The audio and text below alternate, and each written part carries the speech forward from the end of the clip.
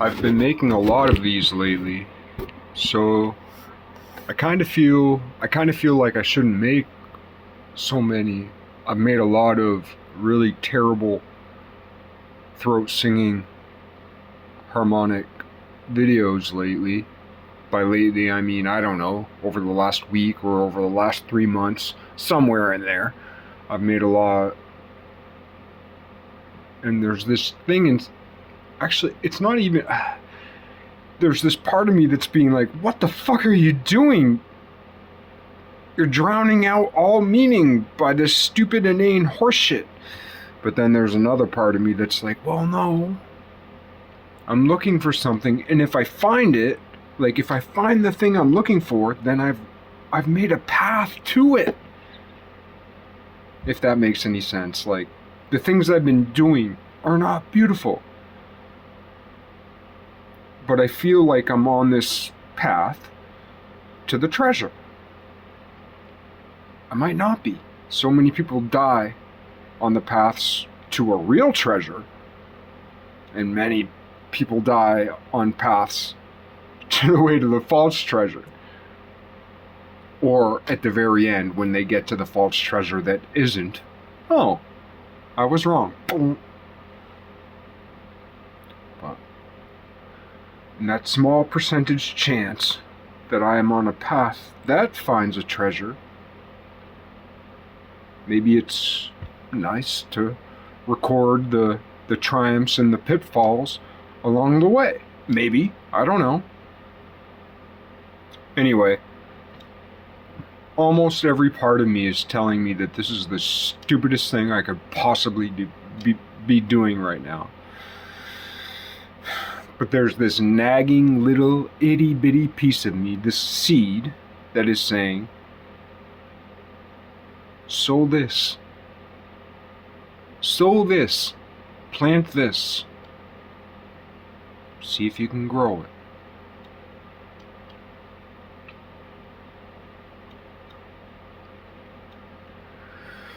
And even though I'm most likely wrong today, if I try it 100 times, if I try it 1,000 times, if I try it 10,000 times, or even 10 times, for crying out loud. Most people never try anything once that they really ruminate with, right?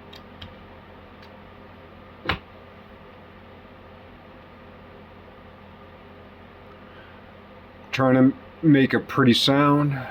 This will most likely be a failure, but I'm going to practice anyway, so that one day when I get there and it looks easy, I show the difficult path to get there. I think that's fair. So even if this sucks, I'm glad for showing that it sucks. Just in case, in that small percent chance that I make something beautiful someday,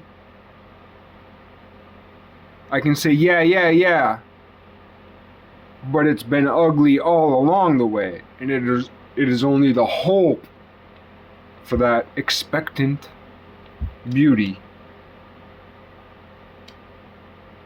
that I do anything at all. It's always for the hope of a better future, in respect of a darker past that itself was reaching for a brighter future. My dark past. Here I am today. Here's my dark past. The stories I hear from the past. Yeah. But there's a past before that, even darker and uglier.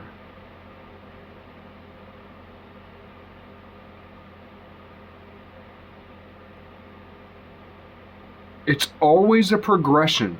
See, this is one of the missed things, and it's so simple to say, and you don't have to get so caught up in scripture and science and this or that. The further back you go in time, the more cold is the outer universe, or hot, or just inhospitable.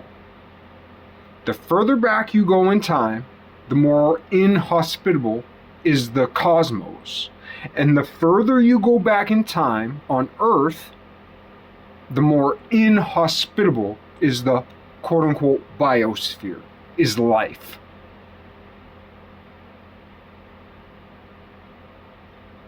As it so happens, we are pretty much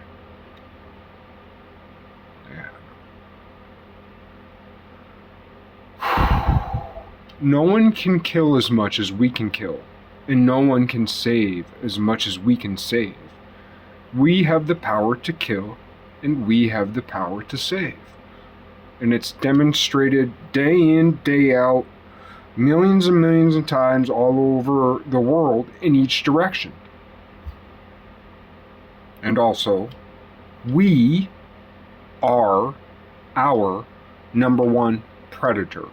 We are our number one predator. We, us.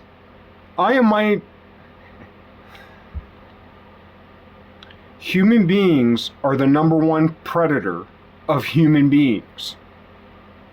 If all human beings besides me disappeared off the face of the... It's a thought experiment, like Einstein. Einstein revolutionized all of science with one little elevator thought experiment. Or one little spaceship near the speed of light thought experiment. These two little experiments that he could put numbers to changed a century.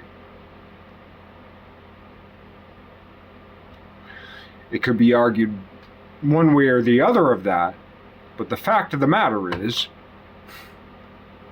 every genius and every douchebag knows the name Einstein, right?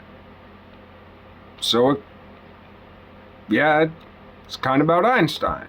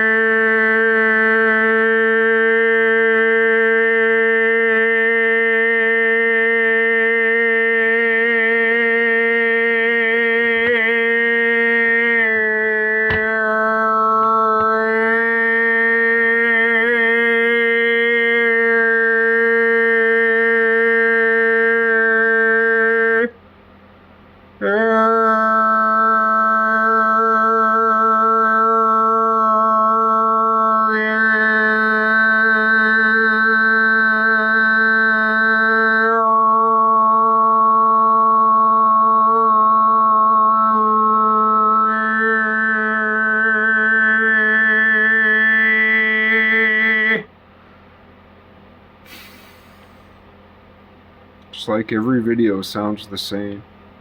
They're a little different, but it's all the same kind of thing. So I know I'm searching, but sometimes when it's like, oh, I'm searching, and then I try too hard, and then I do worse than I did before. How do I find that new thing that I know I'm looking for? Or how do I find that new thing that is pulling me to it? There's always something new that we're being pulled toward, and there's this tension, and we feel the tension like a push, and there are pushes, but really that extreme tension is the pull of the future, and we know when we find it, and sometimes we surprise ourselves because we're like, this was the big deal? This is what made that shift in my temperament, in my tonality. Anybody who's meditated for at least over a decade, definitely if you've meditated at all, like once a week for 2 decades, right? Once a week meditating sounds like a week practice, but you do it for 20 years. and you got some pretty good numbers. All of a sudden you're an accidental expert.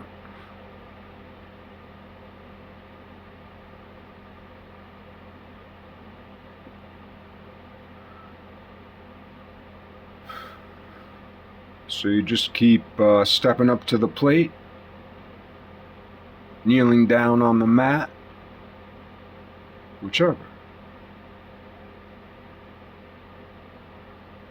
Bowing before the cross. I think bowing, what I like about bowing is when people bow, they go like this. And this is such a strong symbol in, like, certainly in my upbringing, this was a strong symbol.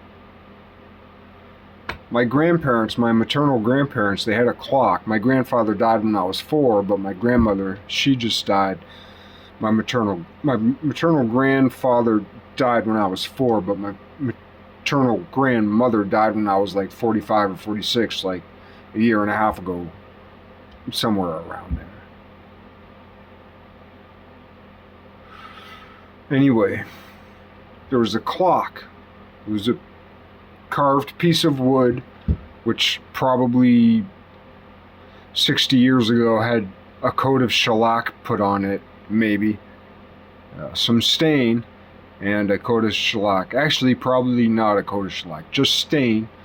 And then some, I don't know if it was gold leaf or gold paint. It was probably like some Sheffield's gold paint, something cheap way back in the 70s.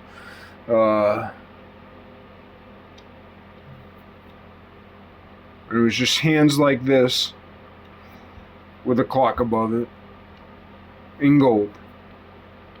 Outline. Like a pen and ink line drawing, except gold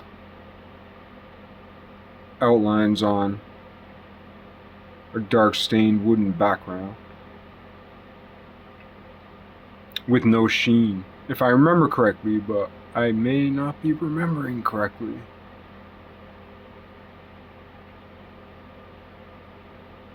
But yeah, the bow and prayer.